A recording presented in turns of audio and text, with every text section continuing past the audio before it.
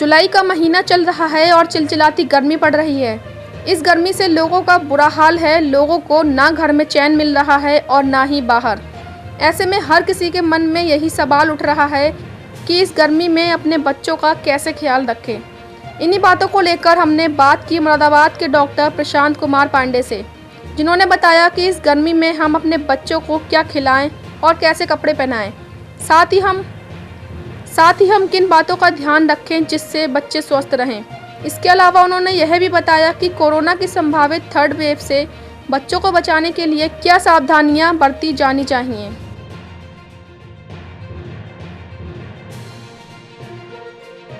हाँ, बहुत अच्छा सवाल किया आपने। ये हमारी गर्मी का मौसम चल रहा है और गर्मी में बच्चों की खास देखभाल की जाती है। गर्मी में बच्चों को मैं सबसे पहले कपड़े की बात करूँगा कि कपड़े सही तरीके से पहनाने आवश्यक हैं।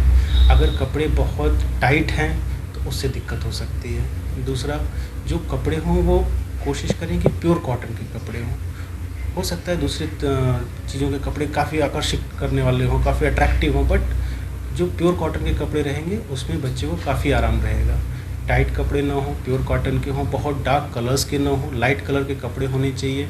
डार्क कलर के कपड़े एक तो गर्मी भी ज़्यादा सोखते हैं, दूसरा इंसेक्ट्स को भी काफ़ी अट्रैक्ट करते हैं। एक और चीज़ का खास ध्यान रखिए कि जैसे अगर आप बच्चों को बाहर ले जा रहे हैं तो कोशिश करें कि फुल स्लीव्स कपड़ों में रखें। लूज़ हों लेकिन फुल स्लीव्स हों, जिससे मच्छरों की समस्या, इंसेक्ट की समस्या जो है इससे बचें। दूसरा, खान पान में पानी की कमी होने की शिकायत बहुत ज़्यादा हो जाती है।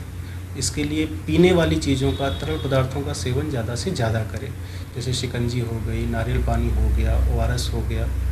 और दस्त भी काफ़ी लग रही है बच्चों को, ख़ास इसमें मेरा तवज्जो रहेगा कि ORS का ध्यान रखें आप। ORS को घर में भी बनाया जा सकता है। अगर शिकंजी नहीं है, नारियल पानी नहीं है, तो 1 गिलास 200 ml पानी में आप 1 मुट्ठी, हल्की मुट्ठी का शक्कर और 3 चुटकी नमक या फिर 1 चुटकी ऐसे नमक डाल दीजिए। वो भी ORS की तरह काम करता है। फ्लेवर के लिए थोड़ा उसमें नींबू मिला लीजिए। या आजकल जैसे बच्चे ना कई ORS पीते भी नहीं हैं, तो मार्केट में बड़े सारे ORS हैं जो फ्रूटी जैसे पैक्स में आते हैं। उनको बच्चों को ऐसे बोल के कि बेटा फ्रूटी है, ये पिलाया जा सकता है। वो बोल के आप घर में रखें।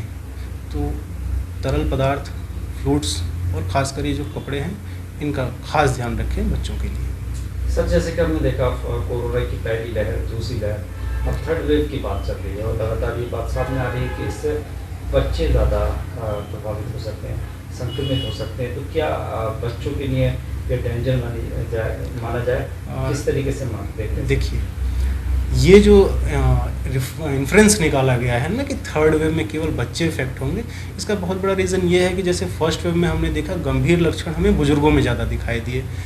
सेकेंड वेव जो आई, जो कि काफ़ी भयानक थी, उसमें जो गंभीर लक्षण हमें दिखे वो 20-30 साल की उम्र में थोड़ा जो एज फैक्टर था वो कम होता गया, एज ग्रुप।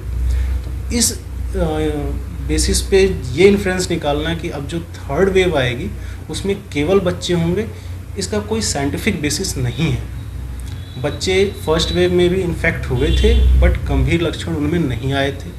सेकेंड वेव में भी बच्चे इन्फेक्ट हुए हैं, गंभीर लक्षण थोड़े आए हैं, बदला सा रूप रहा है बच्चों के अंदर गंभीर लक्षण का, लेकिन फिर भी मोर देन 90% बच्चे जो रहे हैं वो एक तो असिम्प्टोमेटिक रहे हैं या माइल्ड रहे हैं।